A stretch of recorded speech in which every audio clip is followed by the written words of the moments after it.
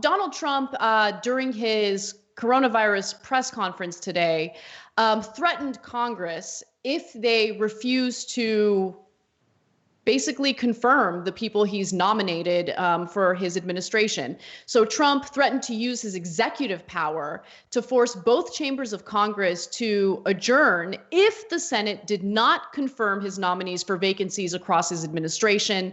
This is being reported by various sources, but I'm reading from The Hill right now.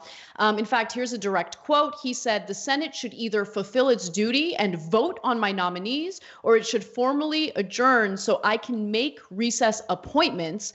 We have a tremendous number of people that have come into government, and now more so than ever before because of the virus and the problem." So lawmakers in both chambers are not expected to return to the Capitol until May 4th, but both the House and the Senate have been conducting pro forma sessions in the meantime. That means the Senate is technically in session and Trump may not make recess appointments. This is just another example of Donald Trump wielding his power to force Congress to give him exactly what he wants. You know, it's incredible.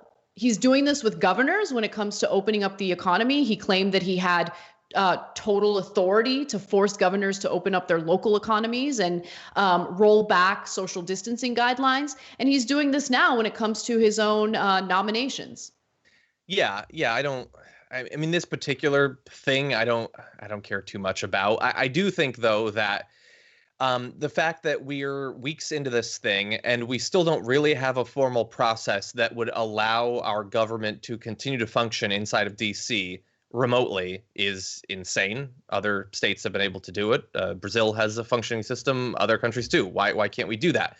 And that's important, not specifically so that he can, put through, I think I read like the new head of Voice of America or something like that, but so that they can get back to work crafting legislation that's going to assist regular people who are going to burn through that stimulus check instantly, assuming they actually get it. It might take a while because of the whole signature thing, but assuming they get it, or the small business loan program that apparently is about to run out of money today. I have a feeling some of those small businesses will probably still be in trouble tomorrow. So they do need to get back to work. Whether they get to, these appointments, it's not something that the Senate has really prioritized in past years under a different president.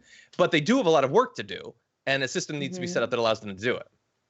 Yeah, one thing I also just want to make sure is on everyone's radar. Remember, one of the big stories recently was that the Trump administration decided to fire the inspector general who is going to be in charge of overseeing the bailout money that's going to be given to these corporations. We're talking about trillions of dollars. And this was one of the safeguards that Congress put in place to ensure that the Trump administration itself didn't end up like looting those funds for its own purposes. And so Trump wants to get one of his loyalists confirmed in that position now that he's fired the inspector general for the Department of Defense. That was the person who was going to oversee that funding. This is disastrous. This is the kind of stuff that you would expect from Donald Trump. And I want everyone to always be aware that when we're in a moment of crisis, usually an administration, especially a Republican administration, will do whatever it takes to roll back whatever civil liberties we have left. And we're certainly seeing that with Donald Trump. We certainly saw that when it came to the EPA letting industries know that they can go ahead and do whatever they want. They can pollute during this pandemic, that they're not going to be the watchdogs while this pandemic goes on. I did a story on that. These are actions that we need to be hyper aware of.